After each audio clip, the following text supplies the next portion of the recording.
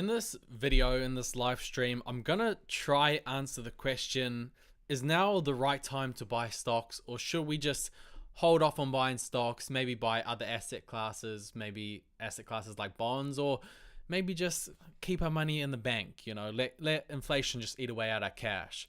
Kind of giving a bit of a clue as to maybe don't just have your money on low interest rates in the bank, because inflation is just going to absolutely wreck you. But bonds is a different option. Money in the bank where you're earning a decent interest rate, that's a different option. Or should we invest in stocks? That's the question. And this is kind of like the age-old question. Ever since I started investing, ever since I've been in the investing game, people have been asking this question. I remember when I first started getting in investing, it was around 2016, 17, 18. People were asking this question, and I was listening to this podcast called The Investors Podcast. I don't know if you've ever heard it. It was run by Stig Brodersen and Preston Pysh. They were value investors. They are value investors. And they had this guest on who didn't know if he should be investing. He was very cautious about the market. And, well, in hindsight, we can go back. The right answer was to invest. The stock market's up 50% since 2018. Since 2016, the market is up 100%. So they were asking this question 5 years ago, 7 years ago. They were asking it 20 years ago, and they're going to be asking it next year and in the next 20 years. There's always going to be a question. Doesn't matter if the market's crashing. If the market's crashing, people are going to be worried, saying, maybe I should get out of stocks. If the market's going up by too much, people are going to be worried, it's too pricey. So it doesn't matter what the market's doing. People are always going to ask this question. In fact, I remember 2020, when we had the pandemic and the whole world got shut down, which I never expected in a million years, but it happened. And everyone was saying, let's, panic about the market. Well, not everyone was saying this, but some people were thinking this. Let's get out of stocks. The market's going to crash because there's a pandemic, and then everything's shut down and no businesses are going to be able to run properly. So don't buy stocks. And guess what? That was the best time to buy stocks, because the Fed printed trillions of dollars, and yeah, the market's up 80% since then. So people have been asking this question since who knows how long. And that's just my investing career. But let's ask that question today. So is now a good time to buy stocks, or should we just be cautious? Should we just wait for something else to happen? Wait for stocks to start going up, or wait for stocks to crash and get cheaper? Let's see. One way you can try to answer this question is by saying, what are our asset classes that we can invest in? One asset class is stocks, obviously the stock market, aka businesses. And then the other asset class is bonds, aka you loan money to businesses and business pay you an interest rate. Or the other option for bonds is you can loan money to the government. And this is considered a safe option because the government can always print more money to pay you. So a lot of people say the government's not going to pay you your interest because they can just print money. So bonds versus stocks, which is better right now?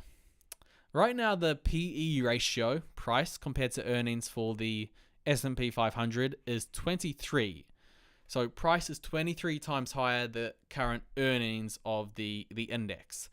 Now, if we flip that equation on its head, we can kind of get a gauge for how much our stocks are going to return in the long term based on these current prices. So price is 23, earnings is 1. Let's flip that on its head, which is 1 divided by 23, which means earnings are currently 4.3% of price. So we can expect maybe a 4.3% return in the stock market. Wait a second, we need to factor in growth, because the economy is going to grow and these earnings will grow. So let's factor in growth. The USA is growing by, it's a bit volatile. Obviously, we had that dip by 2.8%. So the next year we had a massive increase, but on average, it's growing by, let's say, 2%, the USA. Obviously, we're sticking to the USA because the S&P 500 is the USA.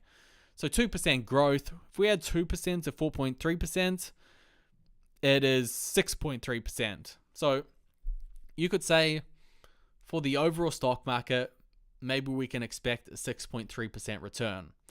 So that's okay. Obviously, I'd want to pick individual stocks and try to get at least a 10% return, but 6.3% return in the stock market, that's our one option. The other option is bonds. How much is bonds going to deliver to us?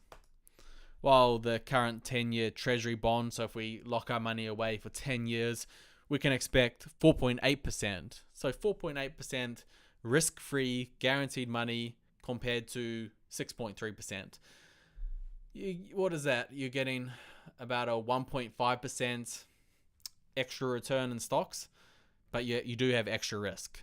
So that's one way to look at things. Yes, you're going to get a higher return in stocks, but it's more volatile, it's more risky. It depends on your individual point of view, which you like better. Maybe you want to invest in individual stocks and try to get a 10% return. That's one way to look at things. Now, there's another...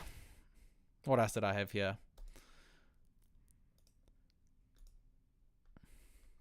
So yeah, you can compare stocks to bonds and think of it that way, because you have to have your money somewhere, or you can just have your money in straight cash and just get wrecked by inflation.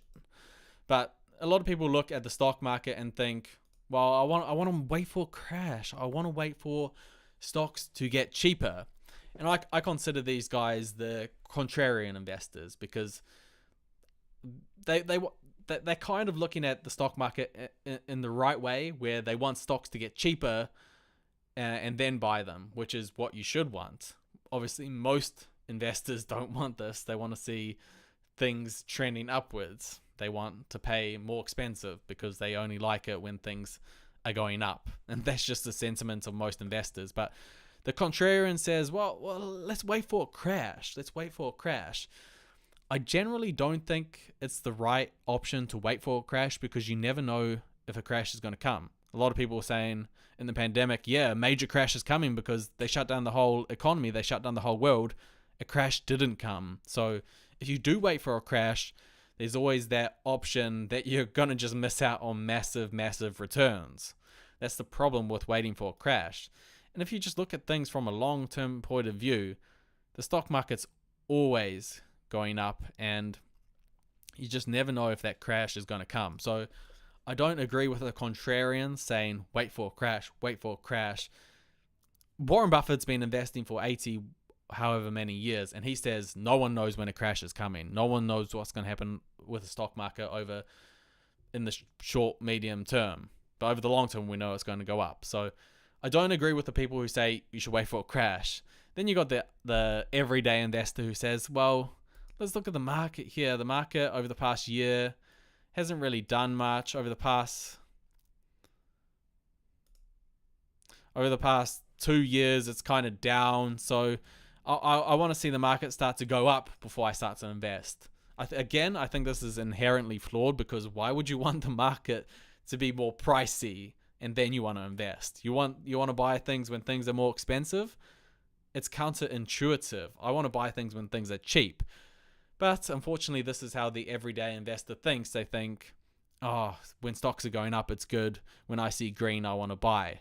It's inherently flawed. It's not a smart way of doing things. So I don't agree with the everyday investor. Now, the investor that I do agree with is the one who just likes to continually purchase stocks, who wants to be an owner in businesses, pay a reasonable price for them, and just keep buying. That's who I relate to, generally speaking. I don't relate to the contrarian who waits, or the everyday investor who only wants to see things going up. Now, the other thing that we can do is look at what gurus are doing. Are gurus buying, or are they selling? And they think the stock market is too expensive. Let's have a look. Give me a second. Who only wants to see things going up?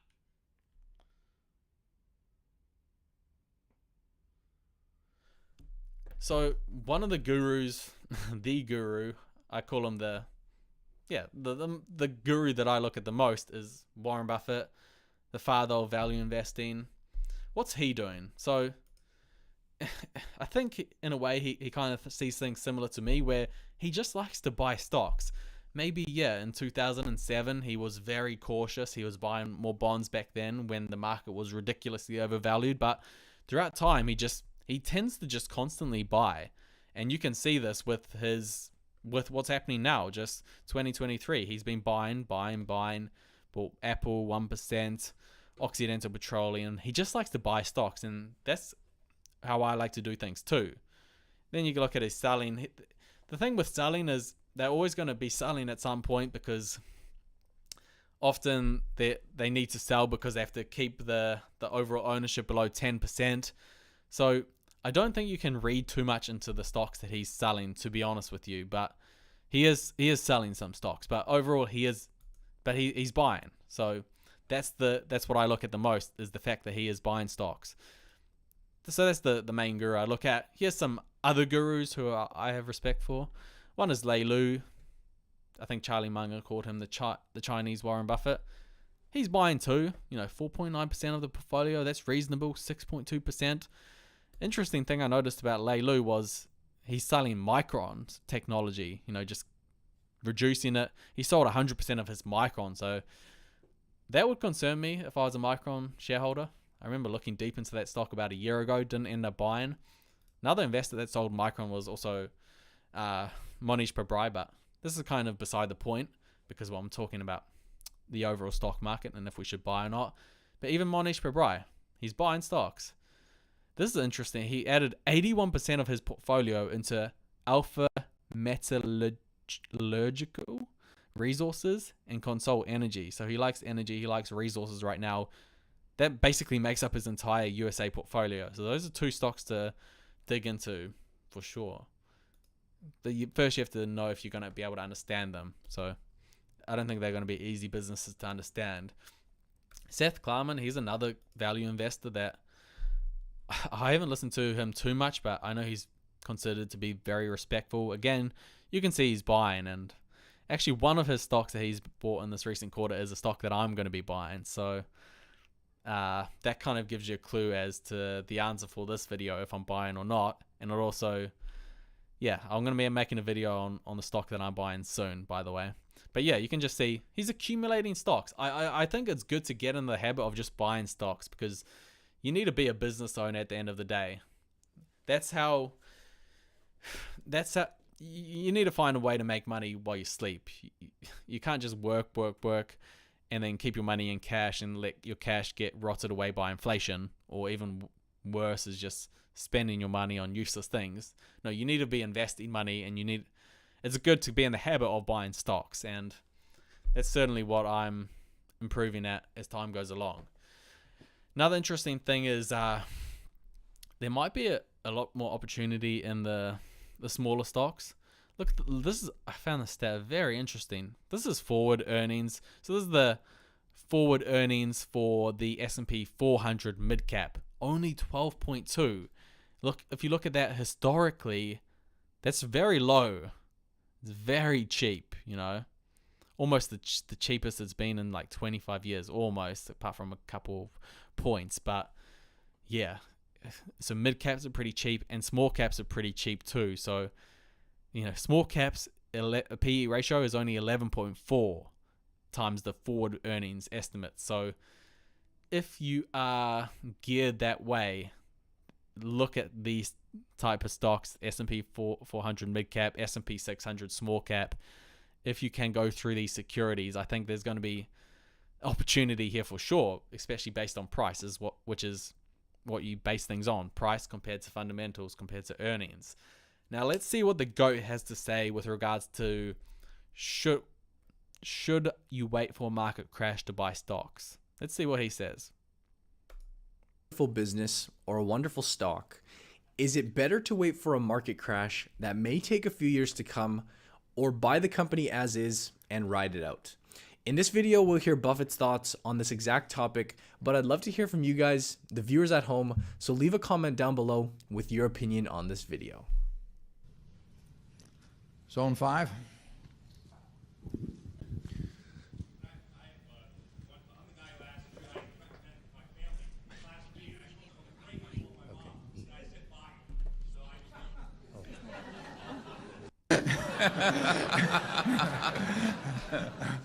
I'm batting 1,000. We'll see what you're batting next year.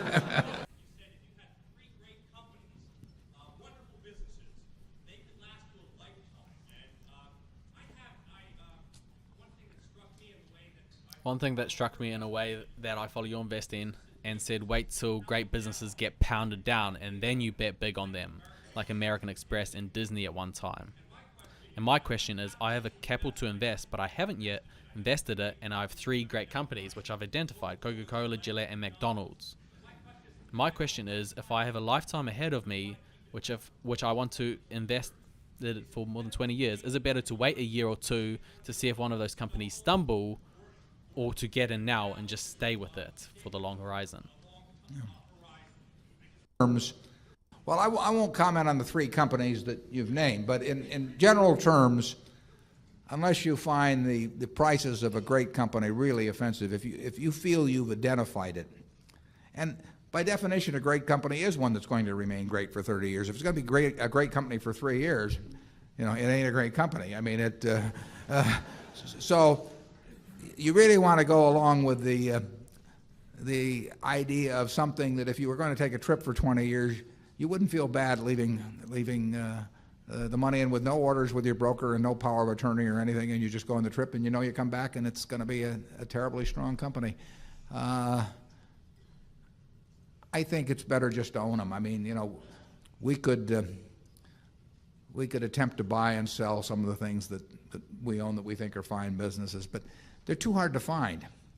I mean, we found See's Candy in 1972, where we find here and there we get the opportunity to do something, but they're too hard to find. So to sit there and hope that you buy them in the throes of some panic, that you sort of take the attitude of a mortician, waiting for a flu epidemic or something. I mean, I'm not sure. And even in a pandemic, you don't even know if a market's going to crash. Sure that I'm not sure will be a great technique. I mean, it may be great if you inherit it. Paul Getty inherited the money at the bottom in 32. I mean, he didn't inherit it exactly. He talked his mother out of it, but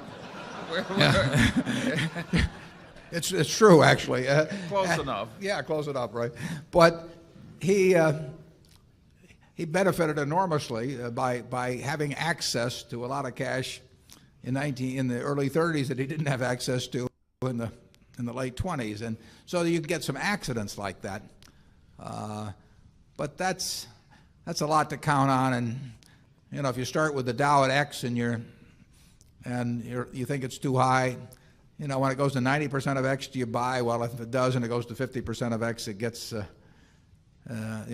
never get the benefit of those extremes anyway, unless you just come into some accidental sum of money at some time. So I think the main thing to do is find wonderful businesses. Is Phil Carre here? We got the world. Yeah, there's the hero of investing. Phil, would you stand up? Phil is 99. He wrote a book on investing in 1924.